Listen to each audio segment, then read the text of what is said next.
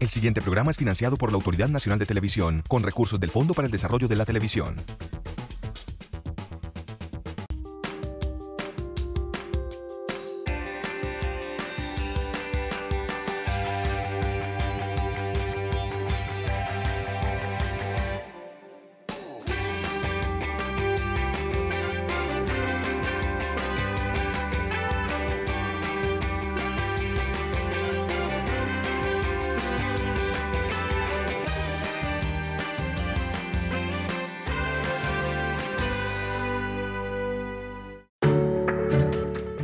Pionero del jazz en Colombia, compositor, orquestador, uno de los buenos músicos que tiene el país. Más de 60 años dedicado a su pasión por la armonía, las fusiones, el arte. Habla la experiencia del maestro Juancho Vargas. Maestro, bienvenido. Gracias por darme la oportunidad de estar aquí contigo, Marcelita, porque creo que el público tal vez ya no se acuerda mucho de lo que he hecho, pero sin embargo, yo sé que no es así. No, no es así, maestro, y por eso estamos aquí con usted hoy. Y queremos como que nos recuerde un poco su comienzo musical, remontémonos a su infancia, su experiencia con el piano. Háblenos de Manuelita. Sí, Manuelita fue una hermanita mía que me llevaba por ahí unos 5 o 6 años más. Yo era un peladito de 5 años y yo me quedaba lelito oyéndola tocar. Y desgraciadamente en esa época de los años 40, pues la tifoidea era mortal y se nos fue. Entonces mi papá me sentó frente al piano y me dijo, bueno, Panchito, yo creo que a usted le va a tocar reemplazar a Manuelita, porque a usted le gusta mucho la música y vamos a ver qué pasa. Y aquí me tiene. Y bueno, ¿y qué pasó en la infancia? ¿Desde qué edad? ¿Cuánto tiempo perfeccionó usted esa técnica del piano? Me cuentan que desde muy niño usted ya se dedicó a la música. Pues sí, yo realmente estaba en el Colegio San Roque de los Salesianos en Barranquilla y además del piano, yo era el músico del colegio, ¿no? Era el que tocaba el órgano, el que estaba en el coro, el que estaba en la banda de guerra.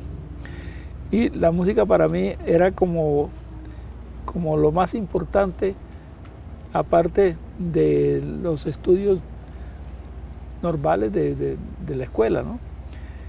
Pero siempre la música estaba ahí y me acostumbré a estar preparado a estudiar desde las 4 o 5 de la mañana diario durante más de 15 años. ¿Cuántas horas, maestro?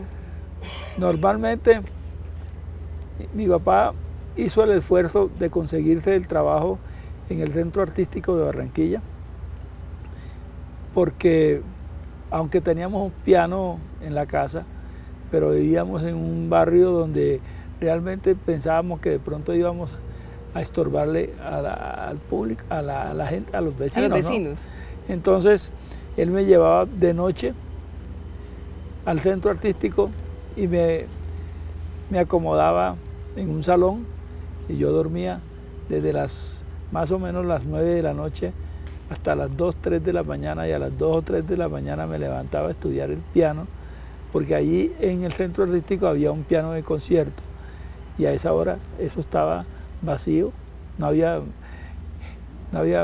nada al lado. Entonces prácticamente estudiaba desde las 2, 3 de la mañana hasta las 7, 7 y media de la mañana y después para el colegio, y las horas de estudio del colegio se terminaban a las 4 de la tarde y cogía un bus en Barranquilla y me iba para el barrio Prado, donde quedaba la Escuela de Bellas Artes, que en esa época la subvencionaba la Sociedad de Mejoras Públicas de Barranquilla, que pues no había lo que hoy se conoce como una carrera musical, ¿no? Ni la universidad tenía esas cosas. La Universidad de Atlántico tenía otras carreras distintas. Y estudié piano atentamente, todos los clásicos, pero el maestro Pedro Villava, que era mi mentor, nos enseñó también algo muy importante, que era que no descuidara la música que estaba al lado de la clásica. O sea, la música popular. La popular.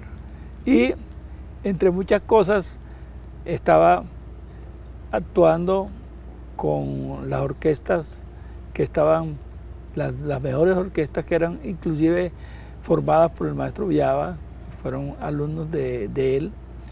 Y entonces, y también había una estudiantina donde también tocábamos música del interior, bambucos, pasillos, todas esas cosas.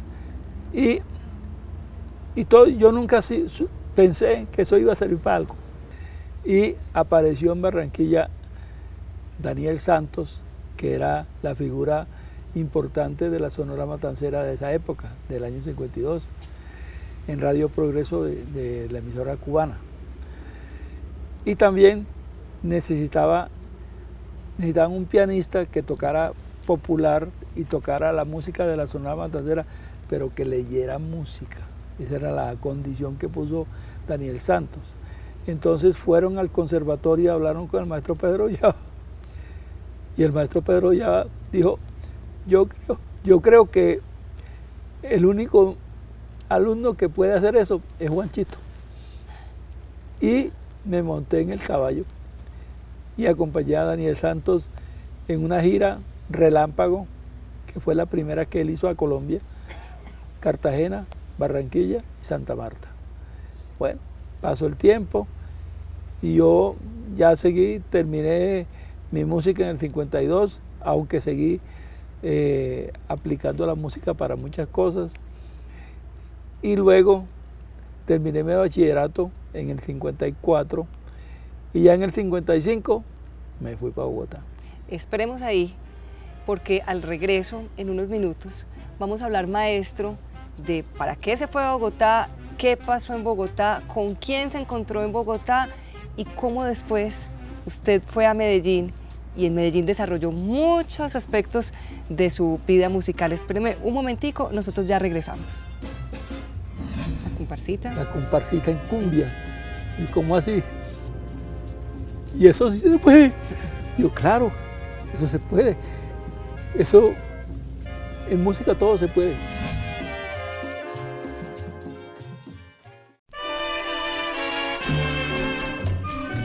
Y me acostumbré a estar preparado a estudiar desde las 4 o 5 de la mañana diario durante más de 15 años. Con el maestro Juancho Vargas hemos hecho un recorrido por su infancia musical completamente y llegamos justo, maestro, en el momento en el que usted va de Barranquilla a Bogotá. Se fue a estudiar, ¿cierto? Sí, yo terminé bachillerato, como le decía, en el año 54. Y me fui a Bogotá porque la materia que más me gustaba en el bachillerato era la química. Entonces pensé, bueno, me voy para Bogotá y estudio cualquiera de las carreras que tengan química. Entré a la Nacional y en el 55, y yo vivía en Bogotá en una pensión que de casualidad, y yo no lo sabía en el fondo, que era de la mamá de Lucho Bermúdez. Y me hice muy amigo de un hijo de ella, hermano de Lucho, Alfonso, que era saxofonista. Y en Semana Santa del 55 me dice Alfonso, mira cómo te parece que esta tarde me llamó mi hermano de Medellín. Un tal Lucho Bermúdez. Por eso yo no sabía de qué. Mi hermano me llamó de Medellín, que necesita un pianista, porque el pianista que tiene se va de Colombia. Entonces yo dije, no, pero fíjate que yo me comprometí con mi familia de estudiar, ¿no? Y entonces el tipo me insistía y yo para quitármelo de encima le dije, bueno, ¿y cuánto paga Lucho? En el año 55, no vean, el maestro Lucho tiene dispuesto 800 pesos mensuales del año 55, cuando creo que el mínimo eran como 60 pesos. Entonces yo lo primero que pensé, dice, bueno, con esos 800 pesos mensuales yo le puedo comprar una nevera de 12 piezas a mi mamá, en Barranquilla. Y al fin accedí. Y se fue para Medellín. Y me vine para Medellín. Maestro, en ese recorrido por Medellín, en esa vivencia en Medellín, usted estuvo en varias disqueras, hizo muchas cosas, se dedicó también a la orquestación. Claro. ¿Cómo podemos contarle a la gente que tiene su primer encuentro con el maestro Juancho Vargas todo lo que usted hizo en esa época? Lo que pasa es que yo llegué a la orquesta de Lucho Bermúdez y él me acogió como si fuera un hijo más.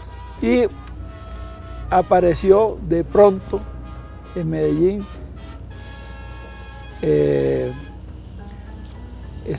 otro cantante importante de la Sonora Matancera, que era Bienvenido Granda. Entonces el maestro Lucho me dijo, hombre, Juanchito, ¿usted por qué no me le hace unos arreglos a este muchacho que yo no tengo tiempo? Por favor. Ya, bueno, listo. Y los hice y ahí todavía están sonando.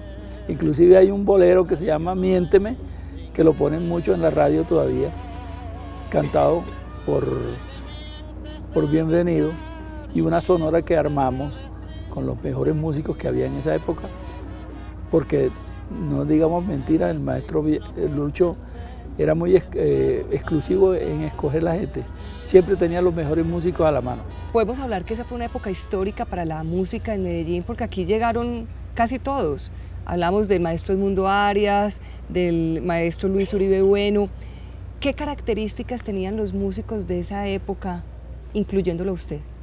Lo que pasa es que en aquella época no solamente habíamos estudiado la parte de la época clásica de la música, ¿no?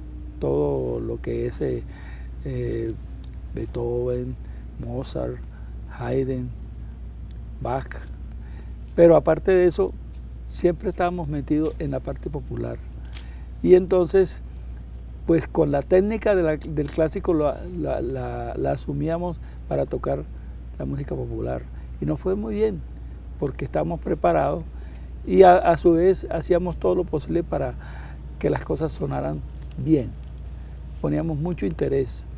Y precisamente yo sé que por ejemplo en este momento todavía suena algo que yo hice en el año 55, cuando todavía era músico de Lucho, El Mecánico. Lo vamos a escuchar ahí debajo mientras seguimos hablando, El Mecánico. Sí, El Mecánico. Y eso lo hicimos para discos Ondina, ¿no? Que ya no existe tampoco. Después, ya en el año 60, se nos dio a la idea de formar una orquesta propia. Entonces el maestro Luis Uribe decía, vea, es que estamos gastando mucha plata en pagar músicos, porque no hacemos una orquesta, pero con los mejores músicos que encontremos en Colombia. Ya en esa época yo me ganaba 3.500 pesos mensuales, en el 60. Y hicimos las averiguaciones pertinentes y encontramos que muchos músicos muy buenos no ganaban esa plata. Entonces reunimos los músicos más importantes que había en todo Colombia. Después, en el año 65, apareció un emisario de la RCA Víctor con la idea de que, vea, hombre, encontramos que haciendo una investigación encontramos que la cumbia colombiana es lo que más gusta en el exterior. Y yo no sé, porque a mí se me ocurrió decir, ¿por qué no hacemos en cumbia la comparsita? ¿La comparsita? La comparsita en cumbia. ¿Y cómo así? Y eso sí se puede. Yo, claro, eso se puede. Eso, en música todo se puede.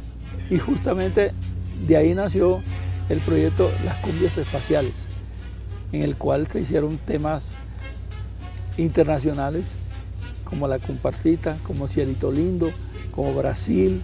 Se mandó la muestra a Estados Unidos, porque eso lo manejaban desde la RCA Víctor, tenía la oficina en Nueva York. Se mandó la muestra para que ellos dijeran que si les gustaba el proyecto, y mandaron una carta diciendo que le iban a dar la vuelta al mundo con eso, y eso fue cierto.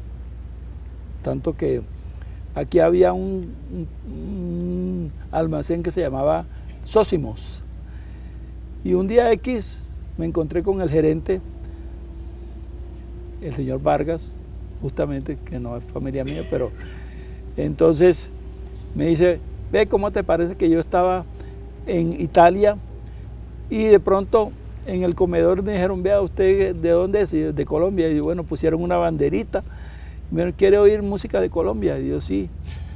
Y pusieron la música, y entonces el tipo dijo, vea, eso es una cumbia, pero eso no es colombiano, esa es la compartita, pero en cumbia, y eso suena muy rico, dan ganas de bailar.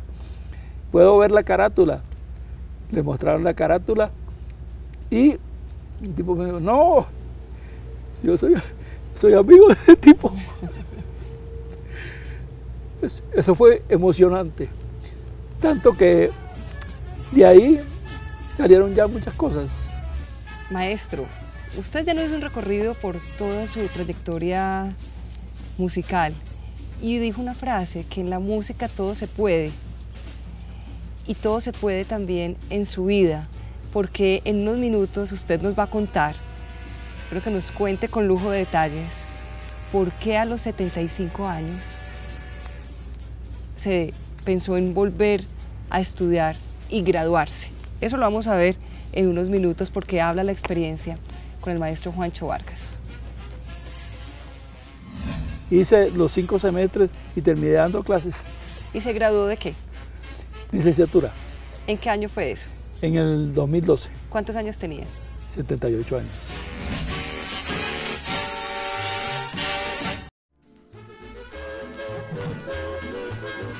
Y yo vivía en Bogotá, en una pensión, que de casualidad, y yo no lo sabía en el fondo, que era de la mamá de Lucho Bermúdez.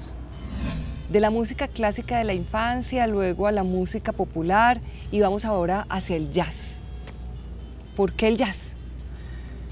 El jazz viene ligado a todo lo anterior que hemos hablado. Yo desde que estaba muy joven, en Barranquilla había un almacencito de un alemán que traía libros de jazz, y entonces tenía muchos libros de piano y de orquestación. Inclusive el primer libro de orquestación importante que logré comprar fue el libro de orquestación, como hablan en inglés, de hacer arreglos, de Glenn Miller. Y yo me acuerdo que cuando yo estaba muy joven, el jazz estaba siempre al lado mío, y cuando yo sabía que iban orquestas a Barranquilla, yo no me perdía concierto, siempre estaba en eso. Y nos tocó dar el brinco hacia la Big Band. ¿Por qué crear una Big Band en Medellín? Cuando ya estamos hablando de los años 80, yo me fui para Cali un tiempo, porque me ofrecieron muy buena plática en el Hotel Intercontinental, y entonces tenía ya una pequeña orquesta, no una orquesta Big Band. Sin embargo, cuando terminé ese primer contrato en el Hotel Intercontinental, para unas ferias de Cali, siempre llevaban a los melódicos en el Club Colombia, y cuando yo terminé en el año 85 el contrato y ya estaba armando viajes para regresar a Medellín, el gerente del Club Colombia, que era un cliente de todos los fines de semana a oír la orquesta de nosotros. Entonces me dice, hombre, ¿cómo te parece que nosotros en la feria estamos trayendo desde hace varias veces los melódicos, pero eso me está saliendo muy costoso? Usted podría formarme una big band así grande y aquí seguro que nos vamos a evitar muchos costos. Y no le estoy diciendo que me la haga barata, no, cobre lo que usted crea conveniente para una orquesta grande de 17 músicos. Digo, bueno, muy bien, yo se la armo. Luego a los 3 años ya decidí venirme para Medellín y lo primero que hice fue retornar otra vez a Fuentes, porque siempre tuve las puertas abiertas en Fuentes y todavía las tengo. Entonces hicimos el primer concierto de la Big Band con músicos recogidos de la banda, de la universidad, recogidos de los músicos que estaban por ahí volando en todas las orquestas, pero que tenían cualidades para tocar el jazz. Hicimos uso de arreglos que tenía la Universidad de Antioquia, los arreglos que yo había traído de Cali. Hicimos el primer concierto y ahí en el 87 hicimos el primer concierto de la Big Band y duramos 20 años haciendo todos los años un festival de jazz con esa orquesta. Maestro, después de tantas cosas, ¿por qué decidió estudiar?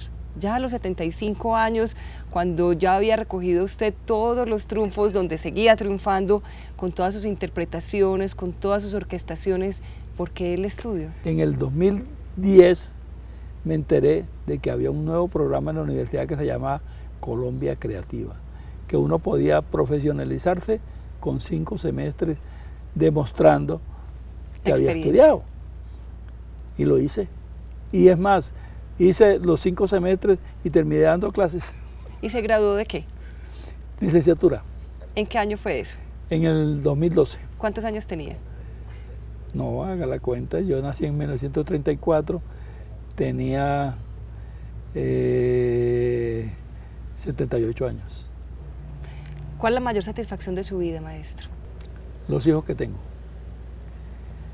En un primer matrimonio tuve 5 hijos y todos me quieren, todos me estiman, me respetan. Y en mi segundo matrimonio tengo dos niñas que también es lo mismo. Yo soy digamos, su héroe. Maestro, ¿cómo quiere que la historia recuerde la historia musical de este país al maestro Juancho Vargas? Pues sin ánimo de pensar algo que lo vayan a entender mal, yo pienso que sería interesante hacer un gran concierto con los números que más me han sonado. O sea, de la recopilación que tengo de más de 4.000 grabaciones que tengo. Pero por lo menos hay 12 números o 10 números, 10 temas que me gustaría tenerlos presentes y creo que lo voy a lograr. ¿Con qué tema vamos a terminar este encuentro? ¿Cuál quiere que suene en este momento para terminar la experiencia? Pues la comparsita. Ahí estamos escuchando la comparsita. Maestro, muchas gracias por compartir con nosotros su universo musical, su vida. Gracias. Habló la experiencia del maestro Juancho Vargas.